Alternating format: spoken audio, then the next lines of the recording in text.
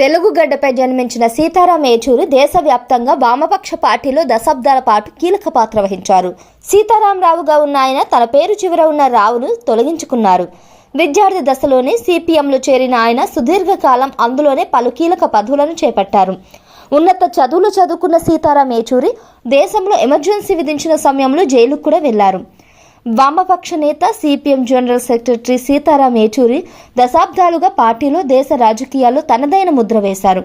కేవలం కమ్యూనిస్టుగా మాత్రమే కాకుండా ఆర్థికవేత్తగా, సామాజిక కార్యకర్తగా, కాలమిస్టుగా ఆయన ఎంతో గుర్తింపు పొందారు. దాదాపు సిపిఎంతో 50 ఏళ్ల సుదీర్ఘ ప్రస్థానాన్ని కొనసాగించిన ఈ ఎర్ర సూర్యుడు అస్తమించారు. ఇక సుదీర్ఘ కాలంగా రాజ్యసభ సభ్యుడిగా కొనసాగారు.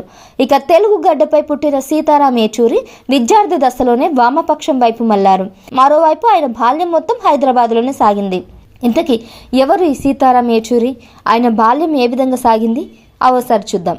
1952 ఆగస్టు 12వ తేదీన అప్పటి మద్రాస్ ప్రెసిడెన్సీలో తెలుగు కుటుంబంలో సీతారాం ఏచూరి జన్మించారు. సర్వేశ్వర సోమయాజులు, కల్పకం ఏచూరి దంపతులకు ఆయన పుట్టారు.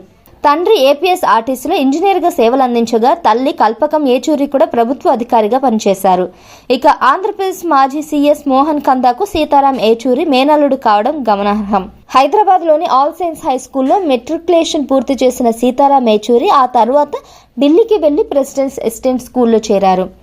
1970లో సిబిఎస్ఈ హయ్యర్ సెకండరీ పరీక్షలో ఆల్ ఇండియా ర్యాంకర్గా సీతారాం ఏచూరి నిలిచారు. అనంతరం సెయింట్ స్టీఫెన్స్ కాలేజ్లో ఆర్థిక శాస్త్రంలో బిఏ పూర్తి చేసిన ఆయన జవహర్లాల్ నెహ్రూ యూనివర్సిటీ జేఎన్యూ నుంచి ఎంఏ పట్టా అందుకున్నారు. సీతారాం ఏచూరి మొదటి భార్య ఇంద్రాణి మంజుధార్ కాగా ఆ తర్వాత జర్నలిస్ట్ సీమా శక్తిని రెండో వివాహం చేసుకున్నారు. ఆయనకు 3 సంతానం ఉండగా కుమారుడు ఆశిష్ ఏచూరి 2021లో కరోనా కారణంగా మృతి చెందారు. 1970లో విద్యార్థి నేతగా సీతారాం ఏచూరి ఎస్ఎఫ్ఐలో చేరి తన రాజకీయ ప్రస్థానాన్ని ప్రారంభించారు. ఇక జేఎన్యూలో స్టూడెంట్ యూనియన్కు 3 సార్లు అధ్యక్షుడిగా సీతారాం ఏచూరి ఎన్నికయ్యారు.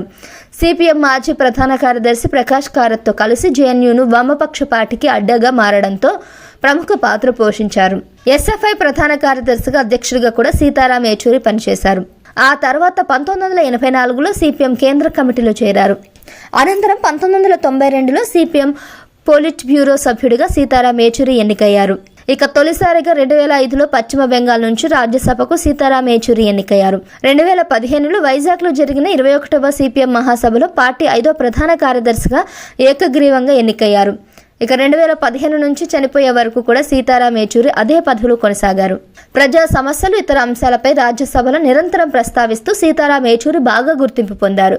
1996లో యునైటెడ్ ఫ్రంట్ ప్రభుత్వం కోసం కామన్ మినిమం ప్రోగ్రాం ముసాదాను రూపొందించడంలో కేంద్ర మాజీ మంత్రి పి చిదంబరంతో పాటు సీతారాం ఏచూరి కీలకంగా వ్యవహరించారు.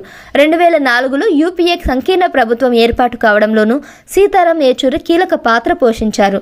రాజకీయాలే కాకుండా రచయితగాను ఆయన మంచి గుర్తింపును అందుకున్నారు. లెఫ్ట్ అండ్ డ్రైవ్ పేరుతో ఇంగ్లీష్ న్యూస్ పేపర్కు సీతారాం ఏచూరి కాలమ్స్ రాశారు.